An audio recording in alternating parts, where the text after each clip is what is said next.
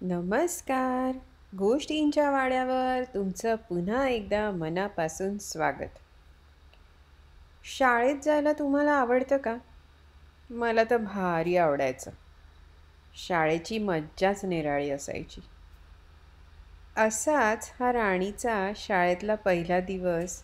आणि शाळेच्या पहिल्या दिवशी राणीला कोण कोण दिसतं, तिला काय वाटतं, अशी ही गोष्ट आहे. राणीचा शाळेतला पहिला दिवस ही गोष्ट लिहिली आहे शेरिल राव यांनी. चित्र काढली आहे मयूर मिस्त्री यांनी. मराठी अनुवाद केला आहे वर्षा गजेंद्र गडकर यांनी.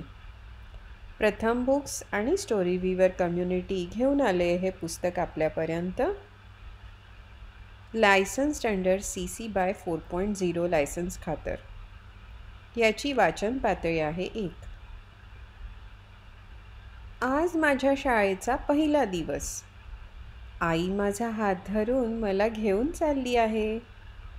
आई ग, आता मी मोठी झाली आहे हां, मी म्हणते.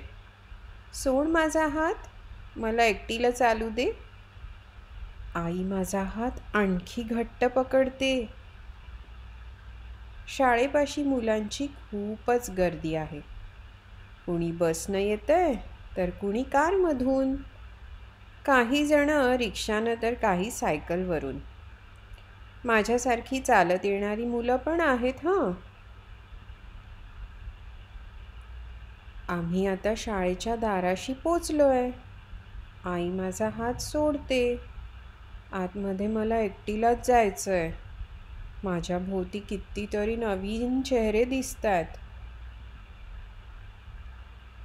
मी एक पाऊल पुढे टाकते, मग दुसरं. मागे वळून बघते तर आई लहान लहान होत चालली आहे. ती दिसेनाशी होईल का? मी धावत आईकडे जाते. आता मी इतकी मोठी झाली असं नाही वाटत.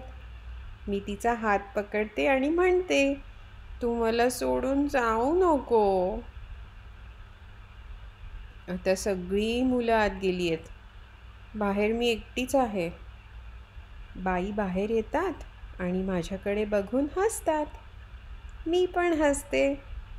आई म्हणते, तू शाळा सुटल्यावर बाहेर येशील ना, तेव्हा मी इथेच असेन, बरं का? मी तिचा हात सोडते. ती माझ्याकडे बघत हात हलवते. टाटा. मी धावत आत जाते. शाळा सुटली की आई परत इथेच भेटणार.